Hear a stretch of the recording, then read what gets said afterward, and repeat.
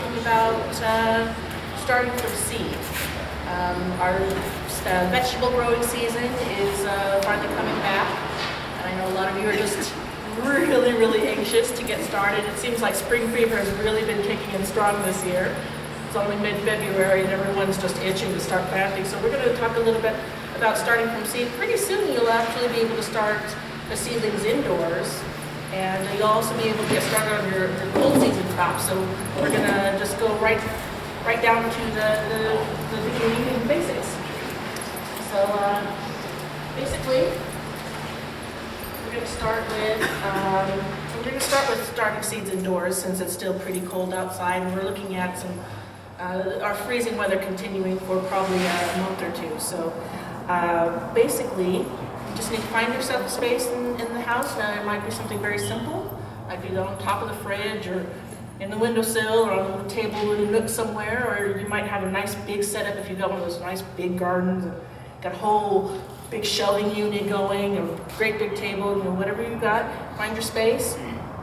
And then what you want to do is find some containers.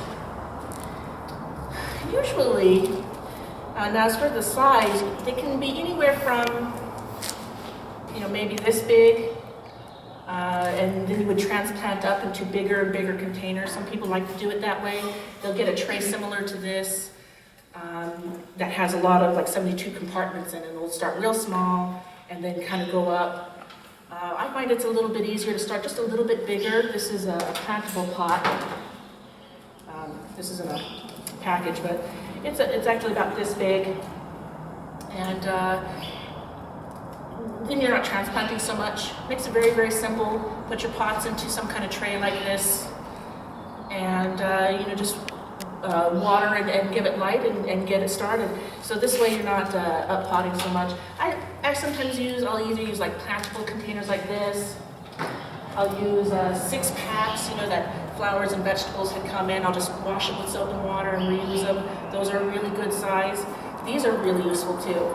It's a little peat pellet, and basically you soak this in water and it expands. It gets about this tall, just about the right size. And by the time the roots fill that, it's time to plant outside. So it's a good size to go with. Just makes it very easy. Eggshells will work.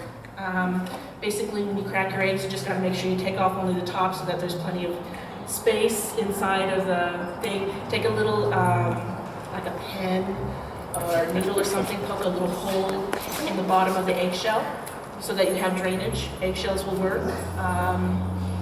Another one, this one I've been using a lot lately, the eggshell cartons. If it's the paper pulp, get those. They're just the right size. You can fill them with soil. And again, put them in a tray like this. You don't have to worry about drainage holes. The water just kind of seeps through the paper.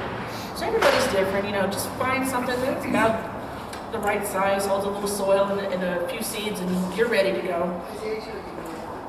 Yeah, the eggshell you can put in the ground and kind of crack it up a little bit so the roots can get out. And basically, a nice thing about plantable pots that would include the peat pellets. These can go directly in the ground. These pots here are made from a natural fiber. They can go directly in the ground. The eggshells or the egg cartons, they can go directly into the ground. Sometimes you have to cut them or a little bit just to help the roots get out a little easier, but you're supposed to be able to get through it. But it never hurts to help a little bit.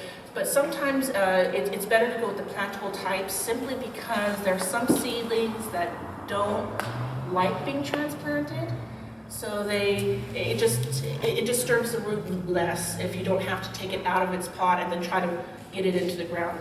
So plantable types are always very useful. So and you can even actually put the soil directly into the tray. Poke some holes in the tray, put it directly in, plant all the seeds in there, and then when you're ready, again, you wouldn't do this with the ones that don't like being disturbed, but you would just cut it like a cake. When you're ready to plant, cut it like a cake, scoop it out with a spatula, and put it in. So some people like to do it that way.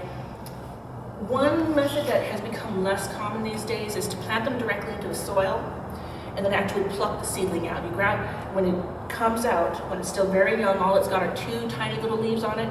You grab the leaves, not the stem, because you can crush the stem. Grab the leaves and just gently pull up.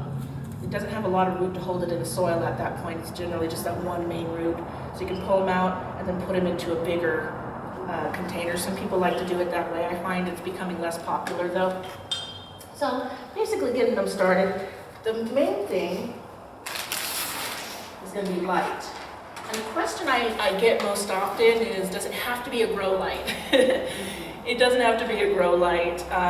All light bulbs give full spectrum, all of them. It can be the old-fashioned light bulbs, it can be the fluorescent lights, it doesn't matter, LED, whatever you like to go with, they all give full spectrum, so no problem, pick a light. The nice thing about grow lights is that if you try to use a regular lamp like this, well, this doesn't work too well, because you actually want the light right over the soil, I mean almost touching it. And you want the light to be spread out all over all of the seedlings. So when you try to use a lamp like this, you can see that all the light's way over here, it's not gonna work too well. So that's when it becomes nice to find something that has the hardware that works a little bit better. This is a desk lamp. You can repurpose things like this. And this is a desk lamp. You can see it's wider, and you can bend it down, bend the neck down, and get it over the seedlings. And like I said, at first you actually want the light almost touching the soil. And then as the seedlings grow, you have to raise the light a little bit until they're, so that they're not touching the bulb. You don't want them to touch the bulb or the blur. So now this one again, it's only got 1 bulb, so it doesn't have a lot of coverage. But if you only got a small number of seeds, I've used stuff like this before and that'll work. If you've got a bigger operation, you don't want to look at grow lights. The hardware is just made for that operation. There's a lot of different types. Some of them fit on the underside of a shelf, so if you have all your seeds on a shelving unit, you can put a light on each shelf. It'll be on the underside of the shelf shining down onto the seeds. Some of them are made to hang from the ceiling and shine on a table. Some of them might have a neck like this. These are all different kinds. So if you are doing something a little bit bigger, you might want to look at grow lights just because they're made for the purpose. But really it's about the hardware. It's not about the bulb. Really isn't. So find your lighting. The lighting is going to be very important. A lot of you, if you've tried to start seeds and you notice the first thing that happened was they flopped over, just laid up flat on the soil, that's lack of light. The light, if they're not getting enough and the light's not close enough, what it will do is it allows fungal spores to start growing, and they eat away at the base of the seedling. And so finally the seedling just rots at the base and falls over. And so you end up losing your whole crop that way. So get that light right on those seedlings. Don't be afraid to give them too much. They love light. They thrive on it, so give them lots of light. Yes? So could I just leave the light on all the time, or do you have to turn it off periodically? Yeah. She asked how much light do they need? Yeah. Thank you. They need about 12 to 18 hours of light a day. So this can mean you get up in the morning and you turn the light onto your seedlings, and then when you go to bed at night you turn them off, or you put them on a timer, and that makes it real easy. Sometimes some of these lights, again, I've used this one for seedlings before, and I found I couldn't put it on a timer because it has to be operated by the buttons. So that didn't work. But so I just turned it on in the morning, turned it off when I went to bed. But they need minimum 12 hours. They like long days. In nature, seeds usually grow, with a few exceptions, usually grow when the days are long. During the spring and summer, early fall. So they like 12, even up to 18 hours. Give them some rest at night, but it doesn't need to be real long time. Yes? Would you fund the kind of hat down there when they get Sure. would you find that it would be beneficial to line that fixture with Mylar? To line this fixture? Yeah, to help reflect more of the light down. You can do that. Like I said, I have used this for seedlings before when I only had a small number of seedlings to grow. I put them in a tray like this, you know, like a couple of 6-packs, put this on them. And I actually have done that before where I used aluminum foil or something to kind of reflect it, because again, you see how it's only got the one bulb, so it doesn't really cover this whole tray very well all the time. So I've actually, you know, put up a little bit of aluminum foil and kind of reflect some of the light in a little bit. I've done that before, yeah. So, you know, as long as they have plenty of airflow, don't enclose it completely. Seedlings do need good airflow and good light. So, and let's see, the other question, another one that sometimes comes up, well, you're giving it as much light as you can. It seems to be getting enough to grow, but you're still having a little issue with dampening off. Sometimes what you can do is spray them with a little neem oil. It's a natural fungicide. It's gentle on the plants. You can spray them with that if you're still having issues, you know, especially in areas, sometimes the room that you're growing a lot of seedlings and you'll get a lot of humidity, just kind of adds to the problem. So, you know, if you're still having some issues, but they seem like they're getting enough light to grow and stay green, go ahead and spray them with some neem oil. It can kind of help with that problem. But most of the time you can do it just by having the light real close to the seedlings. Watering. Basically, when you try to water, the soil tends to move around. And so what you want to do is be very careful. Use a nozzle that has a light shower that doesn't wash the seeds around and disturb them too much. You can even use something like this if you put it on like the mist setting and kind of do it. Just find some ways to water it so that you don't have to do much. You don't get a lot of water out of this, but generally it doesn't take much to re-wet the soil. You're trying to keep the surface mainly wet when you're getting them started, because that's where the seed is. You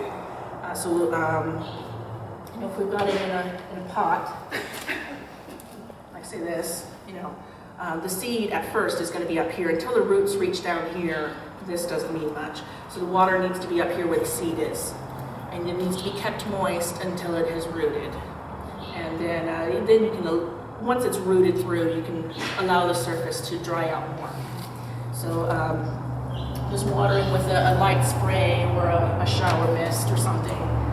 We even sell, I didn't think to bring it up, it actually attaches to a hose. So again, if you have like a lot of seedlings and it's hard to do this, or even to use a watering can because they tend to put out a lot of water and move the soil around too much, we actually have a mister that attaches to a hose, and you could attach it to, say, the sink, and use that for the seedlings. Works great. You can also use it to mist plants and things like that like the humidified. We're still in the cool season, and something I found about northern Arizonans in general is you guys really like it cool in the house. It's freezing outside, and some of you still sleep with the window open. So seedlings don't like it so much. The seed does need warm soil in order to germinate and grow. So if you're having an issue with the soil not being warm enough, you can use something like this. This is actually a heating mat for seedlings, and you would just put this under your mat. I just pulled it out of the box, so it's all curled up right now. And you just put it under your tray here, and that, you know, warms it up. Keeps the soil, when you want your soil temperatures to be around 60 degrees. Otherwise, you're going to have trouble getting your seeds up, or maybe some of them come up, but they just don't seem to have their heart in it. It could be your soil temperature. So it just plugs into an ordinary AC outlet, and you put that under your tray, and it doesn't get hot, just warm enough so that the seeds can grow. Sometimes if you've got one of those old refrigerators, you can put them on top of the fridge, or if you have some appliance that tends to stay warm, you can put them there. These days, everything's energy efficient and doesn't get warm anymore, so these are really nice to have. If you're going to be gardening every year, it's worth to invest in a couple of things to help you get going. Soil. What kind of soil to use? Well, you can use a seed starter mix. They're nice and loose so that the seeds can push through, and also for people who are going to transplant them by grabbing the leaves and pulling them out. You want a really loose soil that's easy to pull them out without tearing them. So the seed starter mixes are generally just made to be kind of, like I said, loose. Sometimes you can use a potting mix. Not all of them will work, especially some of the cheap ones. I find that there's stuff that's really gunky and dense in there, and it can grab onto the seeds too much or cause problems. And so if it's a nice gritty loose soil, then you can use it for your seedlings. Otherwise, if you're not sure, if in doubt, you can just get a seed starter mix. And so you'll notice it's a little bit chunkier, grittier, so that the seeds can easily push through and be transplanted without being disturbed. Any other questions so far? Yes? Do you need the domes on those?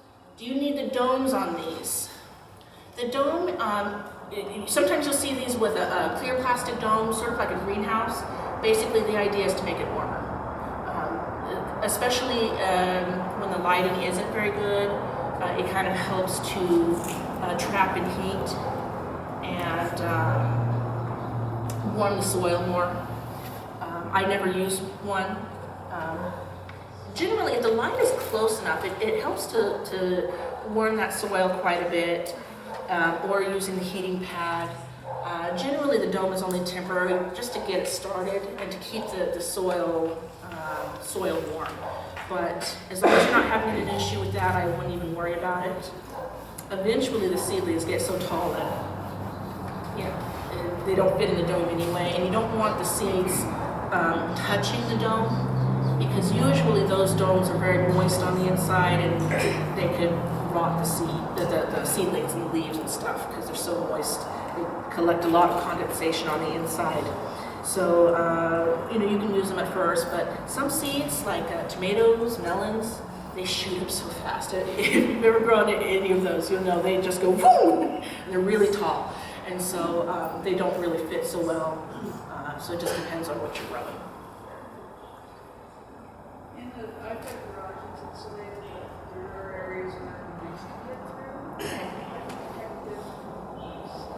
through. The question was, if you're growing them in a space, say a garage, a shed, a greenhouse, a place where it's not so perfectly insulated and the mice can get in, yes, the mice would love to eat your seedlings.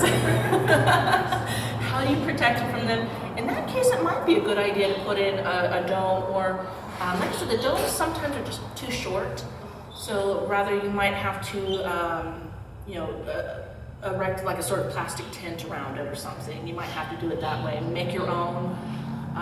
If you can find a fine mesh, like a hardware cloth that they can't get through. Yeah, there we go. This heater up here has hardware cloth over it. It's got to have nice small holes so the mice can't get through, or even other insects.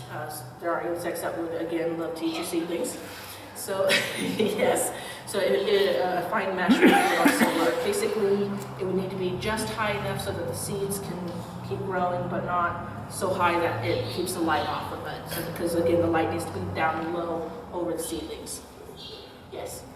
I have two problems. When I use those peat pot things, the bottom's rot out pretty quickly. So I don't know how to keep them from getting overly moist again.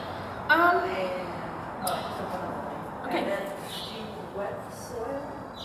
If This- you buy the bag of starter. Yes.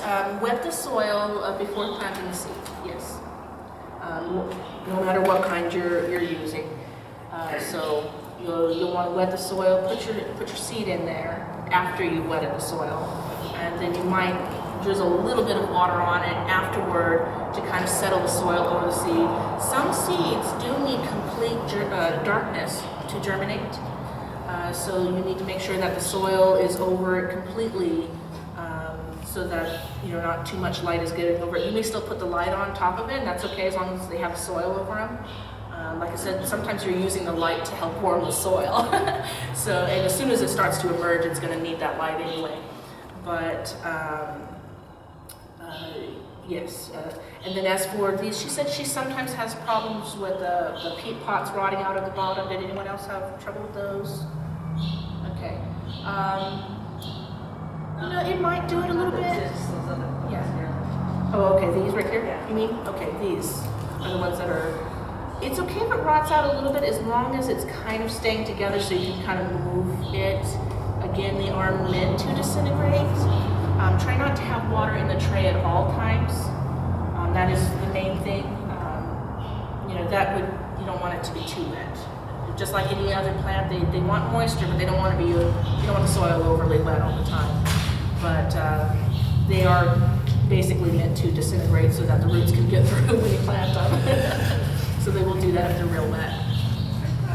Plants that you get a little bit bigger size Okay. that don't require. You know what? I've had other people tell me the same thing. Sometimes when you buy vegetables, they come in a paper pulp pot. This one's a little bit different kind of fiber. But we have seen where some types of plantable pots, the roots have trouble getting through. And I think it's partly because the paper pulp, if it's, sometimes it'll stay too dry, like the water stays contained in the soil. Water doesn't always transfer from one medium to another very easily. And so if the water stays contained in that soil and not transfer into the paper and then also into the soil outside of it, then yes, you would have an issue. So that's why sometimes when you're using plantable pots, you kind of have to either cut them or even tear strips off of them just to make sure that the roots can get through. And then try to make sure that the outer soil is making contact. If you do that, make sure the outer soil has made contact with the inner soil. Sometimes that is the issue. These aren't so bad because they don't have so much of a barrier between the soil that's inside and the soil in the ground after you plant them. So, and like I said, this is a different type of fiber, and as she said, it does disintegrate if the water's transferring. Yes. Do you soak seeds before you plant them? Do you soak seeds before you plant them? Some of them do require it, yes. In fact, this is a good time to talk a little bit about the seed packet itself. I love this company. This is a Botanical Interest. This is the seeds that we carry. And the reason why I love this company is because their packets are so informative. And they'll tell you if the seed needs to be soaked. It'll tell you how long you'll have to wait before the seeds will emerge. Some seeds take 3 weeks to emerge from the soil. By then you're thinking something's wrong. The seed's dead. It's not going to come up. So before you give up, look at the days to emerge. This one right here, this is a type of broccoli, 7 to 14 days. So it's going to take a week or two before you see the seedlings. Seed spacing, how far apart to put the seeds when you put them in the ground. Thinning, and then also when to plant outside, when to plant inside. And it'll give you specific directions for this type of seed, whether it needs to be soaked. Some of them need to be soaked for 12 hours, or some even 24. Things like beans generally will need to be soaked. Let's see, some seeds, if you're talking about not just vegetables but flowers, some of them actually need to be frozen or scarified. Meaning that the seed has a very hard hull, and the seedling can actually not break through on its own. And the package will tell you how to get it out. And normally a natural process would do it. Say, for example, freezing would crack open the hull. And so it'll tell you, do you need to, sometimes it'll tell you just to nick them with sandpaper. Just kind of, it's kind of funny to sand something so small with sandpaper. You kind of get in there and you just kind of rub them around and basically just break them up just enough so that the seed can get out. Some of them need to be soaked because they would actually in nature germinate during the rainy season. So there's going to be different instructions. These packets are really good about giving you all the instructions that you need specifically for this seed. Some of them will also note like pumpkin, squash, melon. You'll notice when it says when to start inside, which is recommended for cold climates, melons and squash and pumpkins, they need really long seasons to grow. Some of these need 100 days, 120 days, and some of them are really long seasons, so we don't have a long enough season to grow them all the time, and so a lot of times we are starting them inside. And so it'll say, seedlings don't transplant well, use paper or pulp pots and transplant the pots directly into the soil outside. So they'll even tell you when that seed does not transplant well. Some of them just don't like having their roots disturbed, and that's when you need to be using things like this or things like this, rather than using, say, old 6-packs. So, yes? I'm sorry, okay, what brand are those seeds? What brand are these seeds? Botanical Interest. And when you go down to the store, you'll see the whole wall of them. I've seen other companies, and they'll give a little bit of instruction. I just like that this company makes it easy, so there's no guesswork involved. Okay, let's see, what else? Fertilizing. After the seedling has grown its true leaves, and let me explain that a little bit, when they first pop out, they generally have about 2 leaves, and the leaves are generally kind of round and cute looking, right? But then another pair of leaves will come out, and those leaves look a little more like what you would see on a mature plant. They have a little more shape to them, maybe a little more texture, or the shape is just different. So the first 2 leaves that you see are the seed leaves. So, but when you see another set come out that look a little different, those are the true leaves. When they have grown their true leaves, it means that they are ready to start being fertilized. You want to use a real gentle fertilizer. Generally, you're going to use a liquid, not a granule. Get something that specifically says it can be used on seedlings. Sometimes it'll tell you to use a more dilute ratio. This is kind of an old-time seedling fertilizer, fish fertilizer. Very gentle, not prone to burning, basically baby food for seeds. So this is something that you can start using. Like for example here, where is it? Oh, now I'm not seeing it.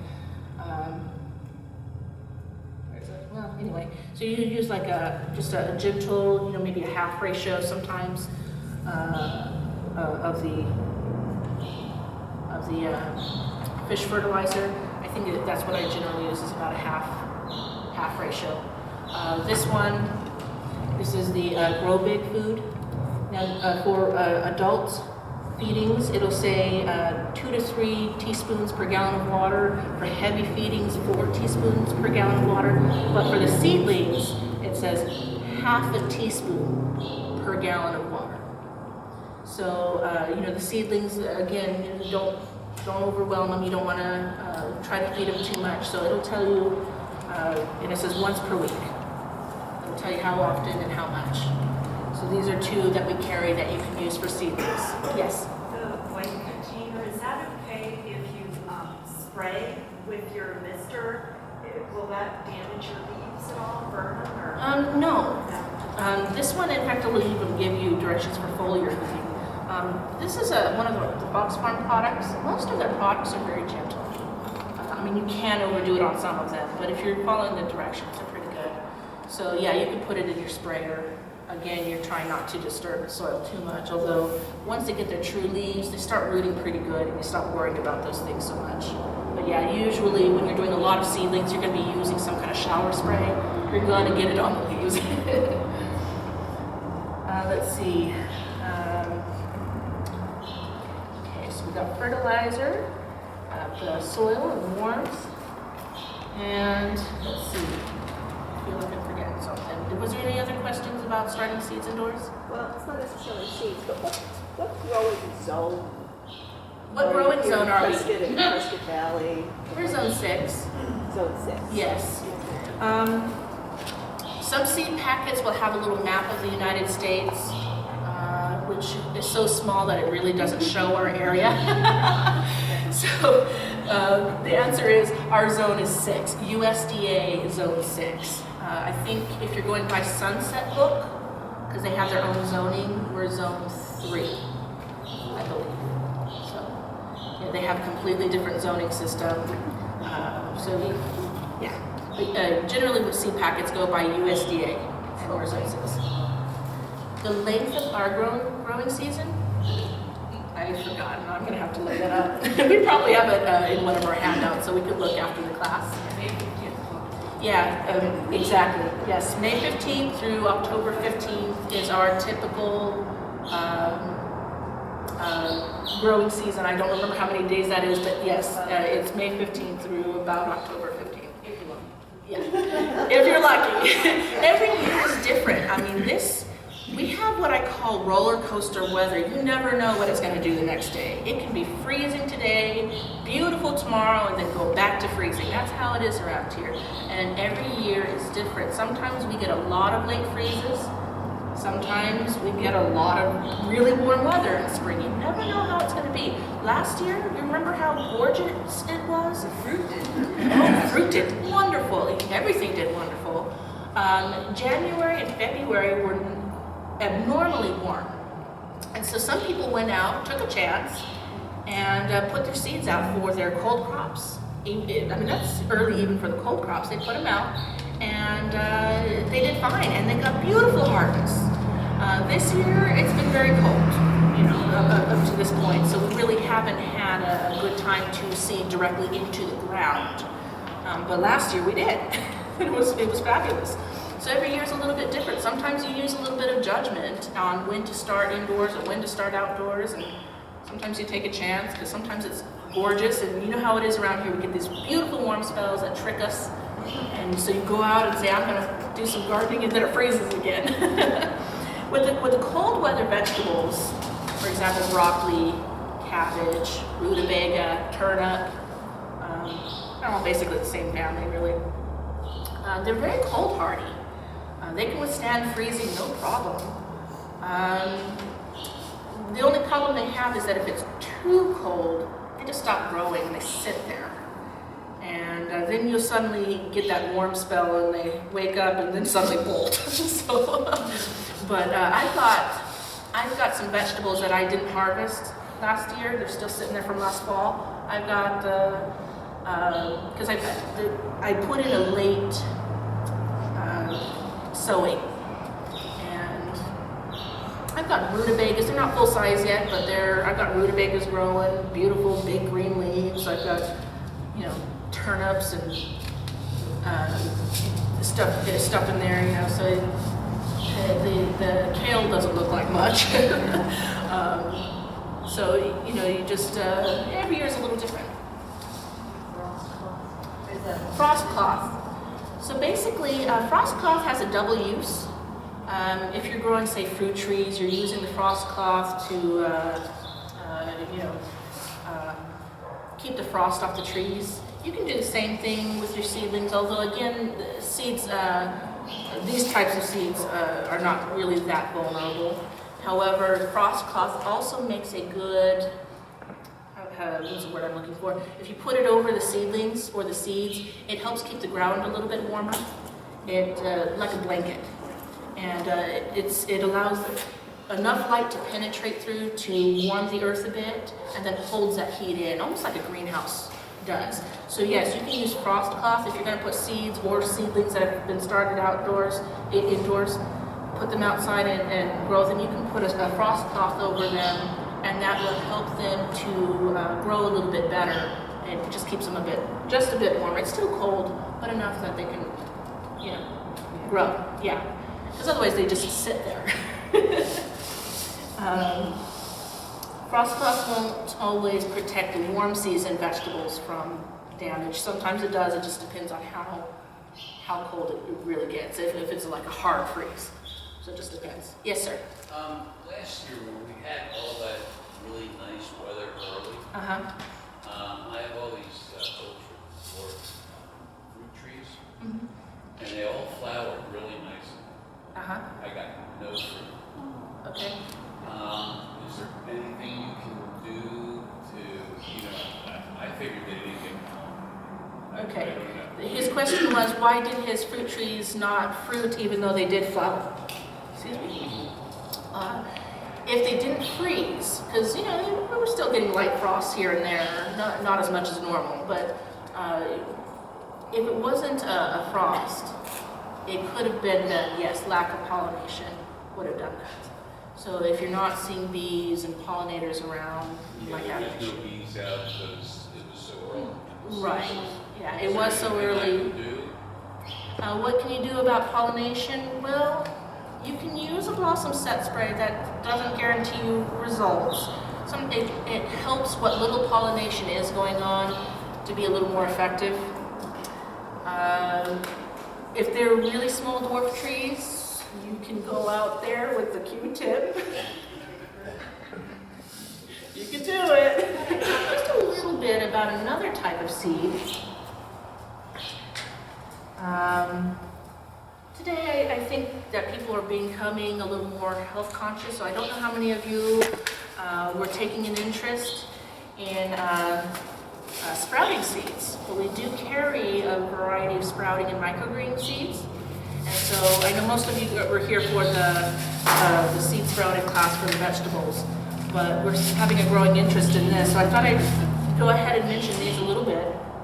And basically, sprouting simply means that you awaken the seed, should I put it that way, and just get it started to grow, but not actually turning it into a big plant. And at that point, that's when the seed is its very most nutritious. That's when it's more nutritious than a full-grown vegetable. And so they've got so much packed into them, and it hasn't spread out into a big plant yet. Let's put it that way. So, but when the seed is still dormant, those nutrients aren't fully accessible until they actually are awakened. So what you do is you soak them in water and they start sprouting. There's different types. And sprouting seeds have actually been around for a long time. A lot of you are familiar with, say, alfalfa sprouts. You can get them at just about any grocery store. I love those. They taste so good. I have alfalfa sprouts right here. I have other types too, bean sprouts. Got mung bean sprouts. Those are the ones, the bean sprouts you find in Chinese food. We got those. Other types of beans as well, higher in protein. And then microgreens, similar idea, but instead of sprouting them in water without soil, you go ahead and plant them in a shallow tray, maybe like this one. And some people think that microgreens are less likely to have certain bad bacteria on them. And so it's sometimes better to go with microgreens. Yes? Can you cut those? And they How just- often? Yeah, do they just come back up? With the microgreens, because I've done more sprouts than microgreens, I think it's just the one time. Yeah, because what you're actually trying to consume is, there's like I said, there's a lot of nutrients packed in the seed, a lot of benefits that are packed in the seed, and basically the sprout kind of brings those out and makes them accessible for you. And so the microgreens, it's a one-time deal. You sow the seed, and then after they've sprouted, you clip them and eat them. So, if you're sowing them in these trays, how do you water for that without overwatering? It's the same concept. How do you water? It's the same concept as starting any other seed, but basically instead of planting these in the garden and growing them into a big plant, you're going to eat them right away. Yes, There's no holes. no holes. You know what? It's not an issue because this will literally happen within days with most of these. Like this one, it'll say days to emerge, 2 to 5 days. I mean, before it even becomes an issue. You can put holes in it and put another tray under it if you want to. Most of the time, it happens so fast you don't even have to worry about it. Yes? Yeah, you can still use a grow well, the seed starter, yeah. Again, with the microgreens, you're just going to clip off, and you're not going to wait for the seedling to get tree leaves on it. You don't want to wait too long. Like I said, you want to do it right after the seed has sprouted for maximum. Then you just throw them in. Yeah, you just throw them away after that and start all over. Yeah, the seed has a lot of benefits packed into it. So, like I said, it's a one-time deal. You want to get all that stuff, that wonderful stuff that's been stored inside that seed, because seeds basically have all the necessary things for starting life, packed inside of them into a very, very small package. So you're trying to get some of that out. So do you ever put fertilizer, or do you have to use soil for young people? Yeah, sometimes you might have to do that, or refresh it, or mix it, or something. How many growings do you get? I think you get quite many, actually. I think what I would do is let the soil dry out in between uses, just to keep things from growing and rotting and getting icky. Some people would prefer to sterilize the soil in between. This is where, yeah, people have different opinions about certain things, but yeah, you can put it out in the sun. Sunlight is a great sterilizer, to be perfectly honest. So yeah, those are microgreens, very easy because you can put them in like a long, narrow tray, put them in your windowsill or something. Basically, any place warm.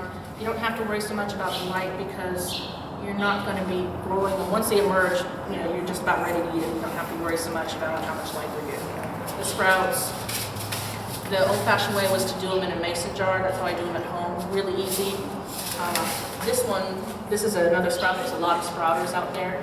This allows you to do like 4 different kinds of sprouts or more in a very small space, and it's just very easy. Basically, they need to be wetted every day. But in between wettings, they need plenty of airflow. So that's why there's plenty of air to get through. There's multiple trays here, so you can do this. We sell these down at the store.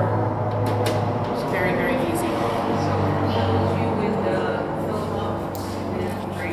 Yeah, basically you take each tray and you would sprinkle the seeds evenly on the bottom, okay? And then do that with each tray. This is basically your drainage saucer right here. Here's your tray.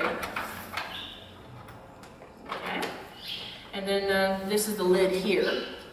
And you put that on top like that. And then when you pour the water in, you pour the water in, and these slots on the top help diffuse the water so that it falls evenly over all the seeds.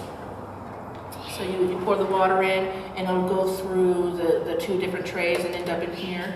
And then all you need to do is, when that fills up, empty the water out, and air can flow through there. Keep them like on the counter, or do they need to be? Yeah, keep them on the counter.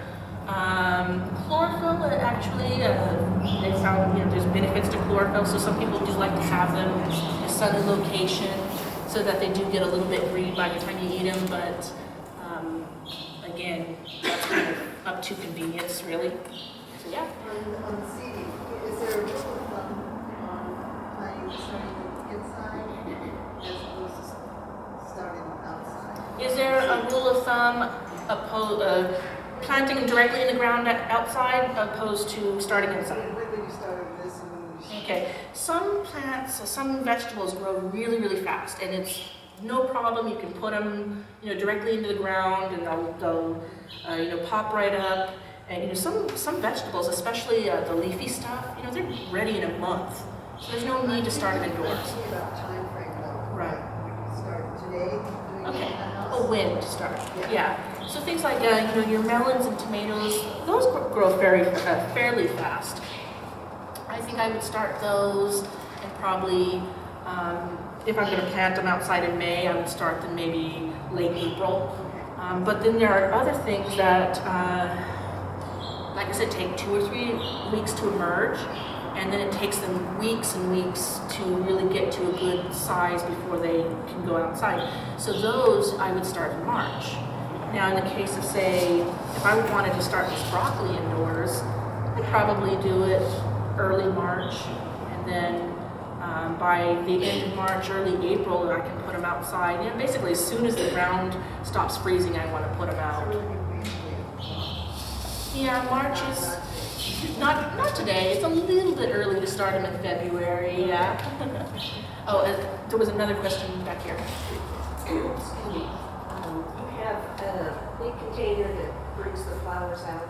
They use once a week. You know what I'm talking about? It's got the red lid. Oh, the flower power? Yes. Yes. Yeah, see, I put that in my water, and then when I'm watering. For seedlings.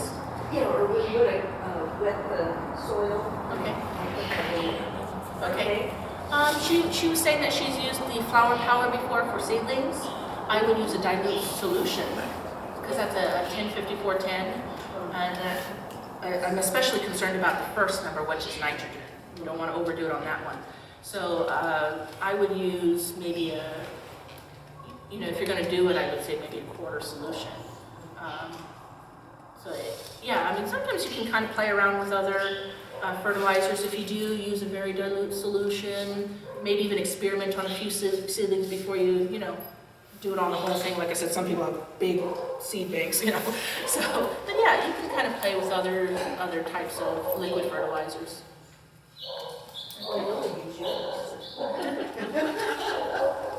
It said that you sometimes do like the alfalfa sprouts in a mason jar. How do you do that? How do you do alfalfa sprouts in the mason jar? Very simply, what you do is mason jars have a double lid. There's the cap, and then there's a band that goes over it. You don't need the cap. What you want to do is get a cloth or a screen and put that over the mason jar and put the band on to hold it. So you'll have the seeds inside, and then every day you'll pour water through that mesh and rinse it around and then drain it back out. And you don't want to have it completely enclosed because they need good airflow. And then you generally want to store it upside down so that it can continue to drain after you're So done. you're just putting a layer of seeds in the bottom of your jar and finishing You're actually going to shake it. Put the seeds in with the water, drain out the water, and then shake it. And what that will do is disperse the seeds evenly around the sides of the mason jar. So, and the directions are in here. There's not only information on the outside, but if you cut this open, this goes for all the seed packets. If you cut the seed packet open, there's more information on the inside, and all of the sprouts have directions on how to do them on the inside. They're very thorough. And they'll even tell you how to sterilize the seed. Most people believe that the sprouting seeds should be sterilized before use. A little dilute bleach solution. There's different, sterilizers that you can use. Just something that's safe for animals, basically. Yes, sir. You had non-GMO?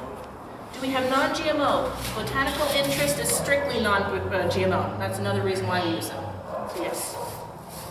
And a lot of them have the certifications. Not all of their seeds have the certifications yet for organic, USDA certified organic.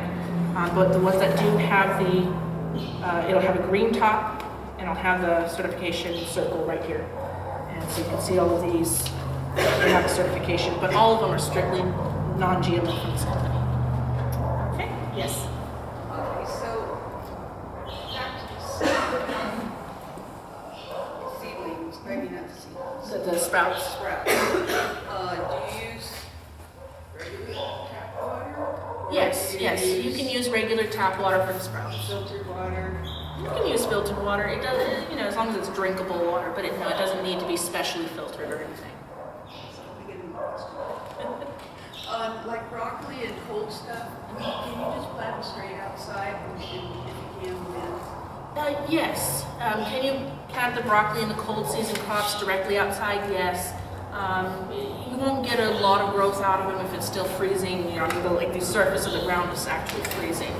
So, try to get past the point where the ground is freezing. As soon as you're there, put them outside. March, April? Yeah, generally the freezing stops in March. So about late March, you can put the seeds directly into the ground for the cold crops. Yes. And if you have lots of water, you start like tomatoes to lettuce. If you have walls of water, you know what? I should have brought one up. I didn't think of that. Thank you. For those of you who don't know what a wall of water is, it's basically a circle made of tubes, plastic tubes, and you fill those tubes with water. and you put it around a plant like, say, a young tomato plant or a melon plant, and it keeps it from getting as cold. So you can put your warm season crops out earlier than you usually can with a wall of water. We have them down in the store. If anybody's interested, just let me know after the class and I'll show them to you. Very easy to use, and you get a few extra weeks of growing time by using them. So if you use a wall of water, you don't really need them for the cold crops as much, but when you're doing tomatoes and melons, usually about mid-March, everybody's really itching to put up their tomatoes. So, try not to do it quite that early, but, maybe, say, April, early to mid-April, depending on how the weather's been. So start the seeds in Yeah. March and then. Yeah, start your seeds in March, transplant outside in April using a wall of water. So yes, okay. And there was another question, what was it? Yes. I have a question for the season like the broccoli. I find that if I put them in March, April, then if we get that hot weather in May, they kind of.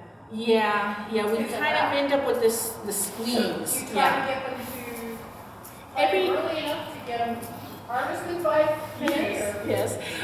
She's talking about the cold season vegetables. We do tend to end up with a squeeze where you're trying to get the vegetables in, the cold weather vegetables, and you want to get them in early enough that they don't end up bolting. Bolting is when they suddenly get very skinny and leggy, shoot up a flower, and the vegetable just gets very skinny and leggy and bitter and very tough. And it's just no good after that. So you don't want them to do that. And they do that when they get hot. And broccolis, kales, all of those will bolt when they get too warm. So you want to plant them early enough so that you don't have that issue. So starting seeds indoors is often a good way to go, because you can start them indoors and then put them in the ground, say late March, get an earlier start. It's hard to get the seeds going in frozen ground.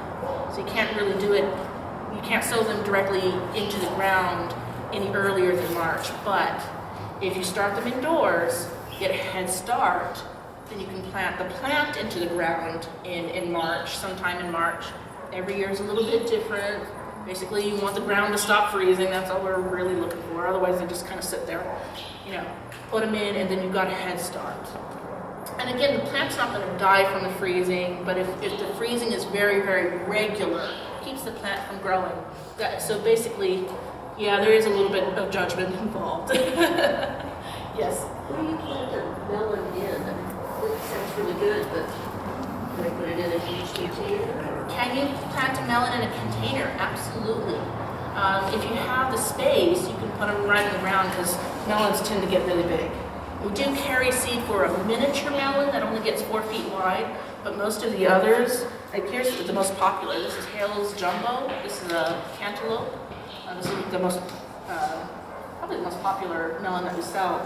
And if you look at the spacing, this one grows to be about 6 feet wide. Some of them get much bigger than that. So is the squashes too, they can get huge. So they take up a lot of space. The pumpkins, again, they can get really enormous. If you're a little strapped for space, you can put them either in a container or in the ground, and you can actually trellis a melon. You would weave it up the trellis, and then when a melon starts to form, you put it inside of a nylon hose, and kind of tie it to the trellis, and as it grows, the nylon will expand with it, and it helps to support the weight of the melon so that it doesn't fall off before it's ready. So you can trellis a melon if you're strapped for space, but you're determined to do it. You can absolutely trellis a melon. They come off of a vine, off of a container and onto the ground and have a okay also. Yes, if you're going to put it in a container, say maybe just you have space but it's paved or it's too rocky, plant it in, say, a container or a whiskey barrel, something like that, and it'll grow down, then make contact with the ground and be supported again. Sometimes if the container is a little on the tall side, what you may have to do is take something like a wire mesh, like a hardware cloth, and put up a support going from the top of the container down to the ground so that all of the plant is supported. You don't